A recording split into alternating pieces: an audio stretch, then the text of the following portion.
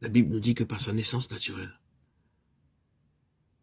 l'homme manque d'une chose qui correspond, puis-je employer ces mots, à son existence biologique, à sa vie.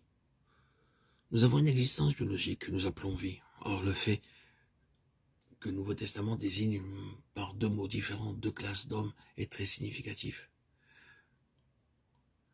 Il emploie un mot bio pour désigner la vie naturelle, mais il ne se sert jamais de ce mot pour parler de la vie du chrétien. Pour désigner celle-ci, il emploie un mot entièrement différent, qui a une signification absolument autre. Ce que dit la Bible, c'est que l'homme par nature est dépourvu non seulement des fonctions de ses sens spirituels, mais qu'il lui manque ce qui correspond à son existence naturelle, c'est-à-dire la vie. En un mot, la Bible dit que l'homme est mort. Il est non seulement aveugle, sourd et insensible pour Dieu, mais il est mort.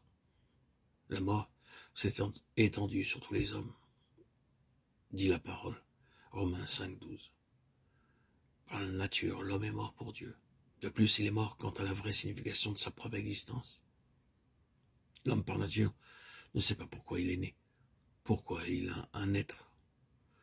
Nous trouvons toutes sortes de définitions de son être, des raisons, des explications absurdes, pour décliner toute responsabilité, et ainsi de suite. Tout cela prouve que l'homme est complètement mort quant à la signification de sa propre existence.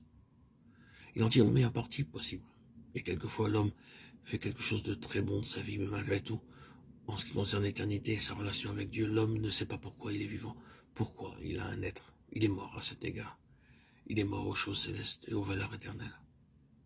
Quelle chose futile et désespérée que de parler à l'homme naturel des choses du ciel et des choses de Dieu. Il vous regarde bouche bée. Il ne sait pas de quoi vous parlez. Cela appartient à un monde qui lui est simplement inconnu. Cela est pour lui quelque chose d'étranger et de lointain. Il s'ennuie complètement. Il peut être, à certains points de vue, un homme très bon, d'une très haute éducation. Il peut occuper une position de très grande estime et d'un profond respect parmi les hommes. Il peut même être un homme très religieux. C'est un homme comme cela qui vint à Jésus, un exemple remarquable du meilleur produit d'humanité en dehors de Christ. Mais il y avait sur lui un grand point d'interrogation, il se posait beaucoup de questions. Comment se disait-il.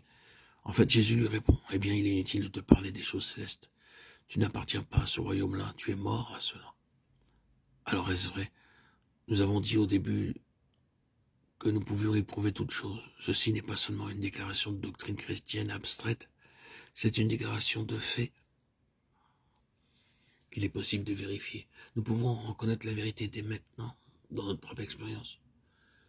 Plusieurs d'entre nous savent que ce que nous étions dans le passé, mais que par la grâce de Dieu, nous ne le sommes plus.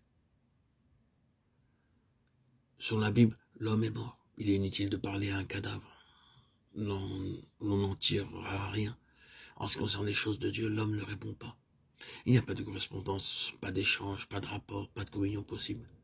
C'est ce que confirme la Bible et l'expérience humaine au sujet de l'état de l'homme par nature.